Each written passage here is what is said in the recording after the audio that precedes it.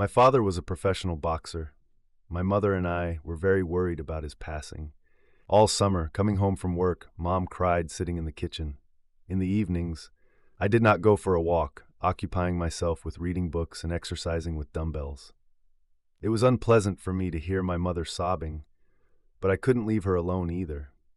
With the beginning of the school year, everything began to return to normal. My mother and I shared the responsibilities of the house, getting used to a different life. The most unusual thing, for me, was that my mother refused to sleep in their bedroom. Our apartment was a two-room apartment, and I occupied the hall. It was like a gym. There was a small mat on the floor, various simulators were bolted to the walls, and there was a bike path in the far corner. All this had to be pushed a little. Mom sold her double bed that stood in the bedroom and bought herself a small sofa, which had to be placed in the hall. In addition, she asked to move her dressing table from the bedroom. We put the bike path and the mat in the bedroom.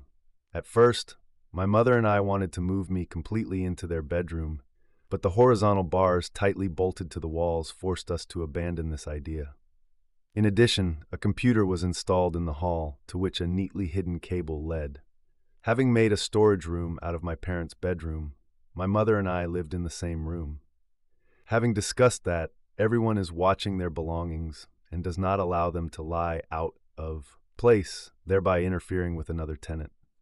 It happened that when I came home from school, I wanted the section. Mom wasn't home yet, and when I came back from training, my mother was already going to bed. We very rarely crossed paths with her. Of course, we spent time together more than once on weekends watching a movie, but weekends as a rule do not last very long. It's been 3 years since my mom and I lived together. I did not finish 11 grades, and after the 9th I went to college. All this time my mother worked as a seller at the market.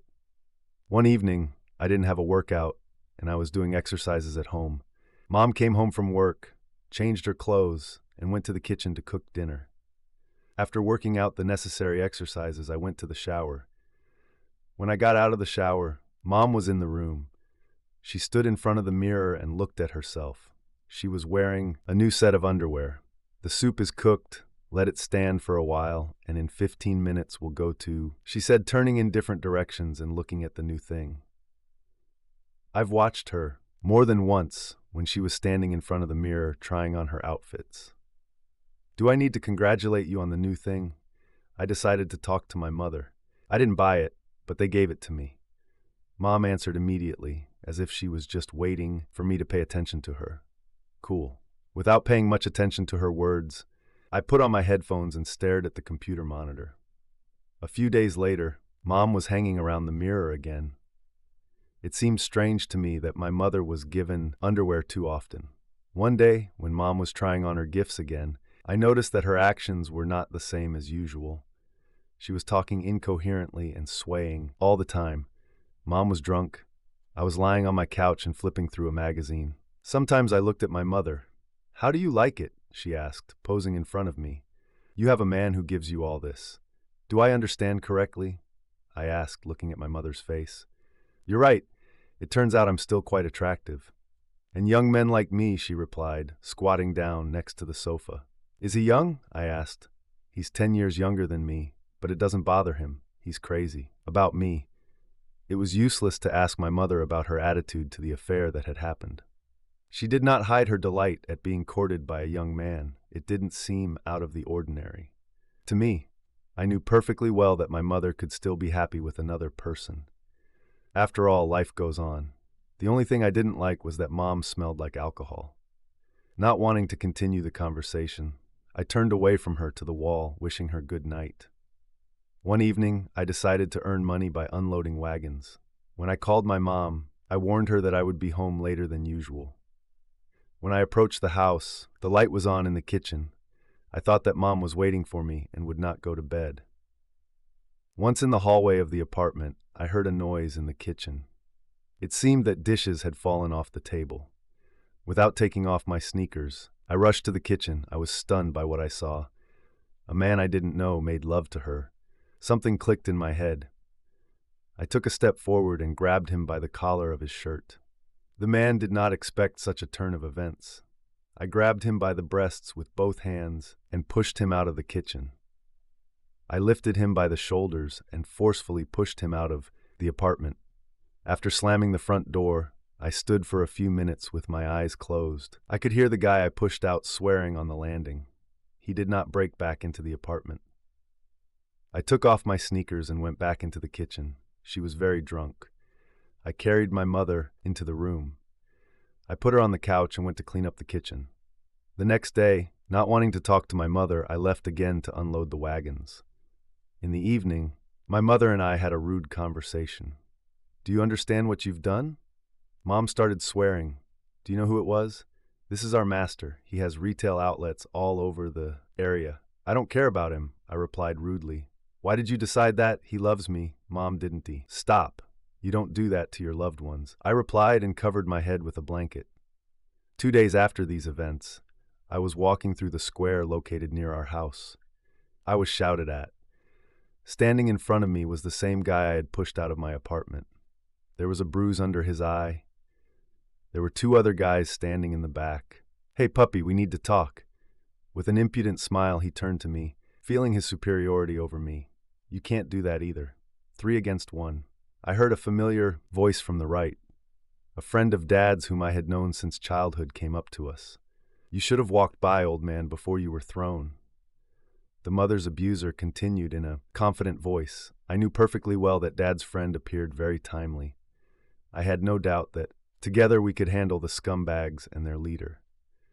I stepped up to meet them and hit them. First again, hoping for the outcome of the fight in our favor. Dad's friend asked me the reason for the fight. I told him everything as it is. "Yes, indeed, you've started a hard life.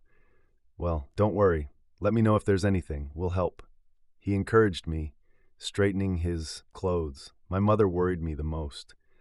The scene I saw in the kitchen recently kept coming back to. On the way home, I thought about how it was possible for her to fall in love with such a vile person. Does Mom really like all this? There was a surprise waiting for me in the apartment again. When I entered the apartment, I bumped into my mother in the hallway. To say that she was drunk, again, is to say nothing. She smelled very strongly of alcohol. Apparently she couldn't take off her shoes and fell asleep sprawled on the ottoman. I first went into the room and changed my clothes, then went out into the hallway and squatted in front of my mother. I realized that I would not be able to bring her to her senses. As I put her on the couch, I suddenly thought that the skirt and blouse that Mom was wearing would be wrinkled. Mom was lying on the couch and breathing softly, immersed in her drunken sleep. I'm emboldened. I decided to take advantage of this position, and we made love.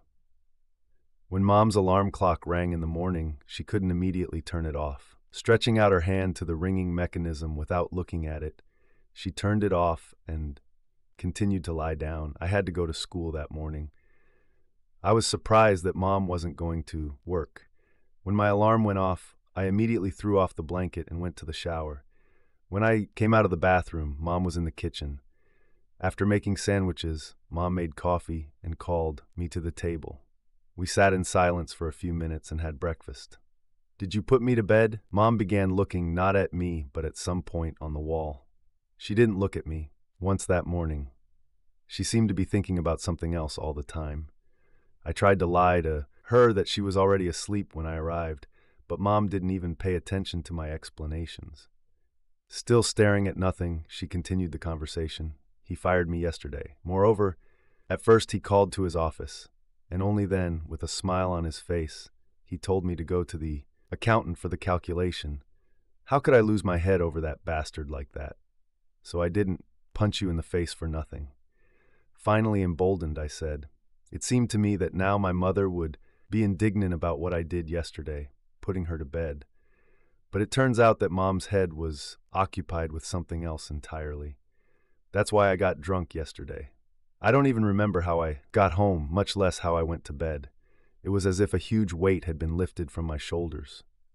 I was glad to realize that my mother had no idea about anything.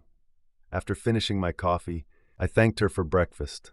I went into the room and started getting dressed, getting ready for school. It turned out that the last couple at school was canceled, and I came home early. Mom was sitting on her couch in the room. There was a huge pile of her underwear on the floor in front of her. Mom was sitting with her head leaning back on the sofa. Her eyes were closed and drops of tears were running down her cheek. "Hi, Mom. What happened? Are you sorry to part with all this?" I asked my mother, coming closer to her. I smelled alcohol again. She opened her eyes and reached out to me. She cried even harder. "I don't feel sorry for this stuff at all. It's just that as soon as I destroyed all this, my friend called and said she could hire me." My mother replied with tears in her eyes. "Well, that's good," I rejoiced. "When I met your father, there was one case. He asked me out on a date. I was too shy to go on a date in this old underwear and asked a friend for a new one. Now I'm in the same situation again. I'll have to go to the new team tomorrow in my old underwear." Mom looked at me and smiled through her tears. Without a moment's hesitation, I took a step towards my desk.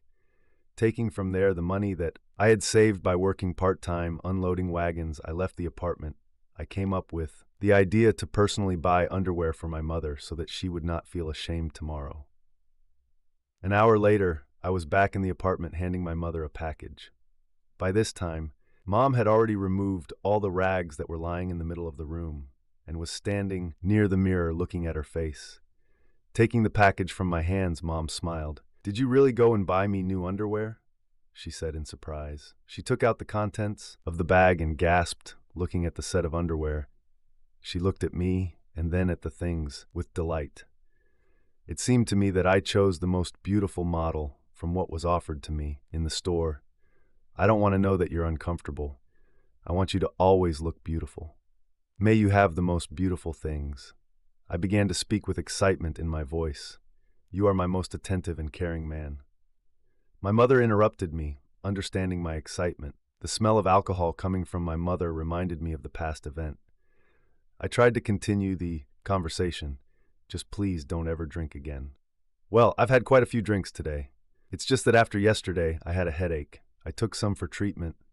My mother began to justify herself, lowering her eyes. "I'm talking in general. I don't want to see you like this," I said, my voice trembling with excitement. "I love you, son." Mom cut me off again. "I love you too, Mom," I replied. "You probably want to see how I'll look in this," she said. She opened the package and took a couple more steps away from me. "Son, help me, please. A tricky fastener. I can't handle it." My mother asked me. I went over to her and helped her fasten the not at all tricky device. Noticing my embarrassment, Mom continued. "That date I started telling you about how to similar scenario. Have you had any experience with girls?" Mom asked me, of course.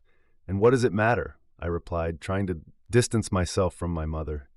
But Mom stopped me, not allowing me to take a step back. "I've been losing my head lately." I felt good with my new friend, who turned out to be just a scoundrel. He was just using me, thinking I was his thing. I am very ashamed that I brought him to our apartment. It's just that, as a woman, I really miss a man. Do you understand what I'm talking about? I just nodded at my mom, not understanding her train of thought. "You've been acting like a real man all this time. You weren't rude to me. You broke your fists protecting me. You tolerated my drunken antics. I'm very grateful to you, son. And I would like to thank you now, as a woman. Can you do what Dad did?" I couldn't believe my ears. The words spoken by my mother became quite clear to me. I wanted to tell her not to thank me, but my mind was clouded. We went into the bedroom and made love. "Thank you, son, for having you. I will never do anything you don't like again. I promise I won't touch alcohol at all." "Well, I don't mind a reasonable amount on holidays," I replied with a smile. "I suggest that we both forget everything that happened recently in our lives and start all over again."